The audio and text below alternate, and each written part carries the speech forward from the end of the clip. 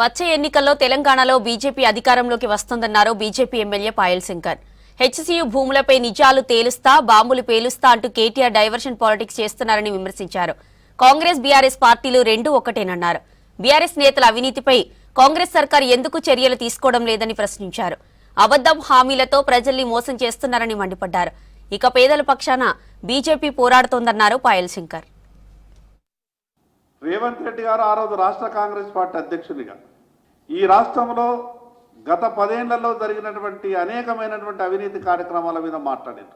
కాళేశ్వరం అనే ప్రాజెక్టు, 1,00,000 కోట్ల కుంభకోణం, ఎట్టి పరిస్థితులలో కాంగ్రెస్ పార్టీ అధికారంలోకి వచ్చిన తర్వాత ఆ 1,00,000 కోట్ల ఇన్నోళ్ళని కక్కించే బాధ్యత మాది, చాలా గొప్పగా మాట్లాడారు.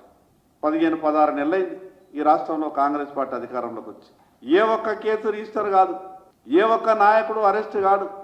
ఎక్కడ ఎంత అవినీతి జరిగిందో లెక్కలు చెప్పేటటువంటి పరిస్థితి కూడా లేదు. కాంగ్రెస్ పార్టీ అధికారంలోకి వచ్చినటువంటి వెంటనే మేము ధరణి పోర్టల్లో ఉన్నటువంటి భూములన్నీ తీసి పేదలకు అప్పగిస్తామని చెప్పింది. పోర్టల్ పేరు మారింది, కానీ ఒక్క ఎకరం కూడా ఇంకా బయటకు రాలేదు. జరిగినటువంటి అవినీతి ఏందో ఇప్పటి వరకు కాంగ్రెస్ ప్రభుత్వం ప్రజలకు చెప్పేటటువంటి ప్రయత్నం కూడా చేయలేదు.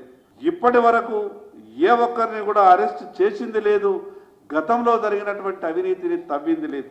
ఈ రకంగా కాంగ్రెస్ పార్టీ, టీఆర్ఎస్ పార్టీ కలిసి రాజకీయాలు చేస్తూ ఈరోజు భారతీయ జనతా పార్టీపై బురద చల్లేటటువంటి ప్రయత్నం చేస్తున్నది. ఈరోజు కాంగ్రెస్ పార్టీని కూడా భారతీయ జనతా పార్టీ ఎదిరిస్తున్నది.